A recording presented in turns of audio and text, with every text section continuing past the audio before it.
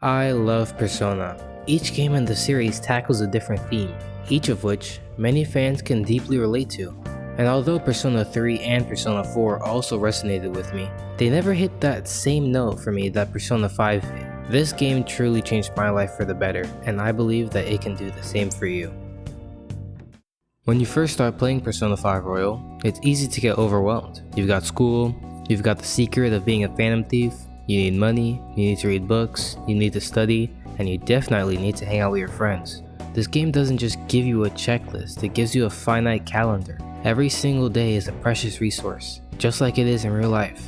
Minus the Phantom Thief part. This calendar system is actually genius because it forces you to confront a simple yet hard truth that we all deal with. You can't do everything. You might want to spend your afternoon reading to boost your guts, but maybe you need to spend it talking to Yusuke or Ryuji to level up that confidant. Think about it, it's the same thing we have to deal with each and every day as well. Choosing to stream your favorite show for 2 hours tonight means that those 2 hours weren't spent on that side project, or finally cleaning the place, or even calling that friend you keep meaning to call. And you know what? That's fine sometimes. Life isn't always about constantly running around to get things done.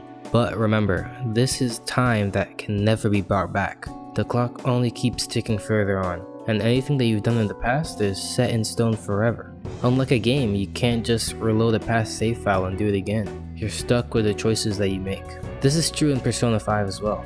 The game makes that choice, that opportunity cost, feel real. If you just mess around, the palace deadline will hit you, your confidence will be low, and now you're failing all your tests too.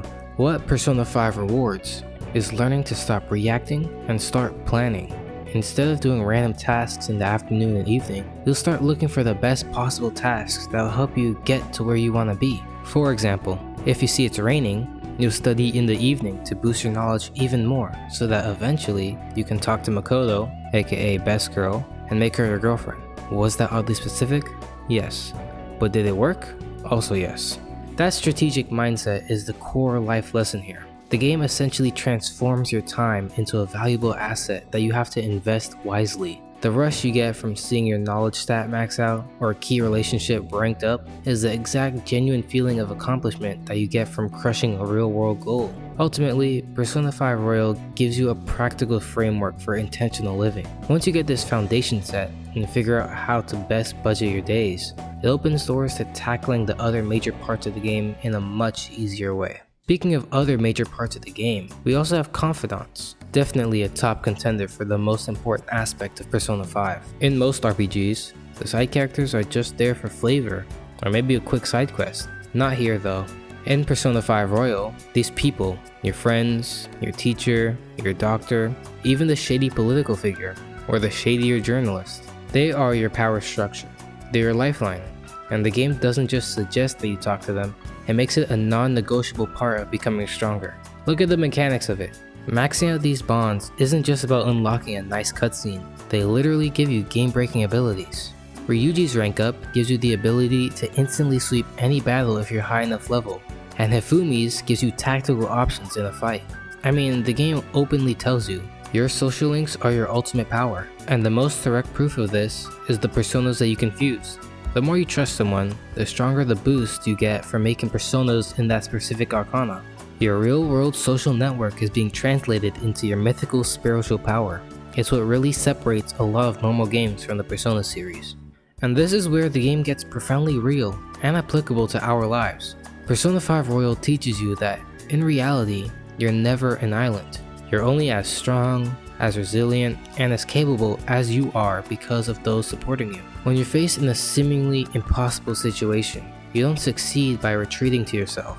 You succeed because you have the person who can give you critical advice, the person who has your back in any messy situation, and the person who gives you the courage to try something scary. They are there for you, and you are there for them. These relationships are investments. We talked about time management just now, and that time is mostly going to be spent on your confidants. You have to actively choose who to spend time with, and you have to listen to their problems. Sometimes they may make you uncomfortable with their truths, and you might have to be there with them through a tough situation. You have to be present and vulnerable for them if you want them to do the same for you.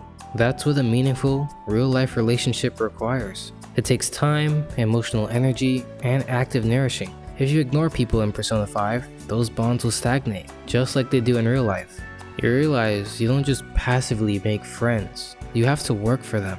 And once you do that, that network of trust is what gives you the literal, emotional, and social power that you need. That feeling of going into the final battle knowing that everyone you've helped and who have helped you is literally standing behind you, that's what makes this game so impactful. It proves that the relationships you choose to invest in are what truly gives you the strength to stand up to the biggest villains. It's about more than just fighting. It's about finding the courage to be yourself, which is exactly what this next segment is about. Although this theme is more prevalent in Persona 4, it's also quite important in Persona 5 as well. This theme is baked into the very DNA of the Phantom Thieves. Think about what happens when a character awakens to their persona. It's never a calm, gentle moment. It's always born from a moment of intense frustration, injustice, or pain, where they finally snap and refuse to play the role that society or a terrible person has forced on them. Look at Ryuji, labeled as a delinquent and an outcast. He's been forced to wear this mask of the angry rebel. When he awakens, he literally tears off his societal mask, the one he was forced to wear, and embraces his persona, Captain Kidd, the pirate. He becomes a genuine rebel, not a forced one. Ann is told that she's just a pretty face, but she tears off her mask to become Carmen, a symbol of freedom and defiance. The key point here is the mask itself. The game says that the persona is an armor of the heart, a mask to confront worldly matters. But the Phantom Thieves masks are different. They aren't disguises to hide themselves. They're a declaration of who they truly are. The bold, defiant, and revolutionary parts of themselves that they were too afraid to show everyone in their day-to-day lives. Their Phantom Thief identity is actually their most honest self. And this applies to all of us. We all wear masks. We wear the mask of the obedient employee, the dutiful student, the agreeable friend, the person that we think should fit in to avoid confrontation or to succeed in a corrupt system. And over time, those masks can become a prison. The game challenges you. What's the price of that conformity? It's your sanity, your happiness, and your potential. When Joker gets arrested early on, the police and the corrupt system try to pin a label on him that he's a delinquent, a threat, forcing him into a predetermined, lonely path. But he and his friends refuse to be defined by society's convenient labels. Persona 5 teaches us that the path to real power and real growth starts when you stop worrying about what everyone else wants you to be, and instead choose to be the person that you know you are deep down.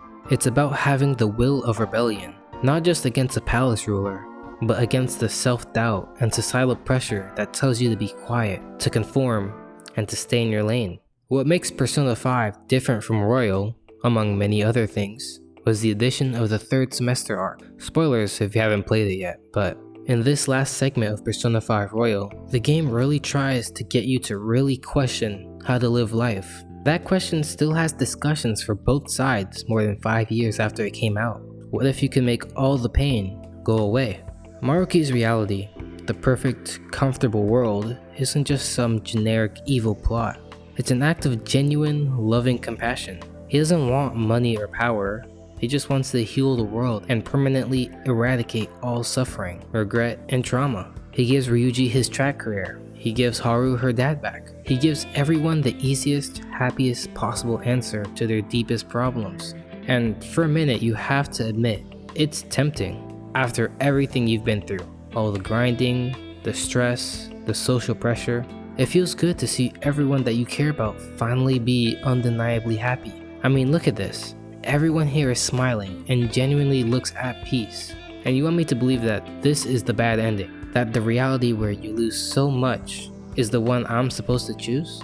Well, this is what the game argues, what it wants you to pick and believe. That the betrayals, the failures, the moment of crushing social pressure, these aren't just things to be discarded.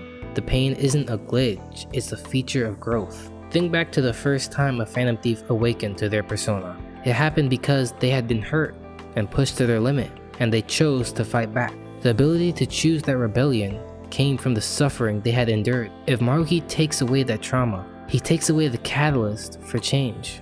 He turns everyone into a static, perfect version of themselves. A version that never has to strain, never has to risk, and never has to truly choose their path again.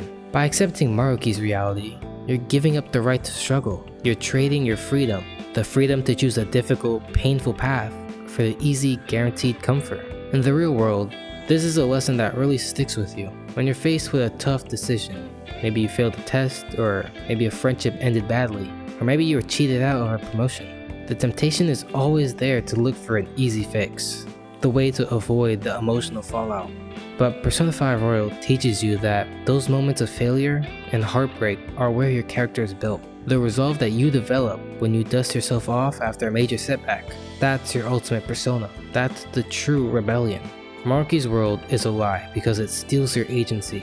It's a reality where you don't need time management because the clock is meaningless. You don't need to cultivate strong bonds because you're all just static beings. You don't need the courage to be yourself because your self has already been predetermined. Choosing to reject Maruki's perfect reality is the single most important action in the game. That final, grueling battle is the culmination of every lesson you've learned. That it's the difficult path that gives life its meaning. Thank you guys so much for watching. It's probably obvious that I really like Persona 5. It's a really important piece of fiction that has taught me so much more than I ever thought it would have when I first played it. Anyways, if you want to see a more in-depth video on the third semester arc, then check out my video that I've done on it right here. Please make sure to subscribe if you like this video, and I'll see you guys later. Bye.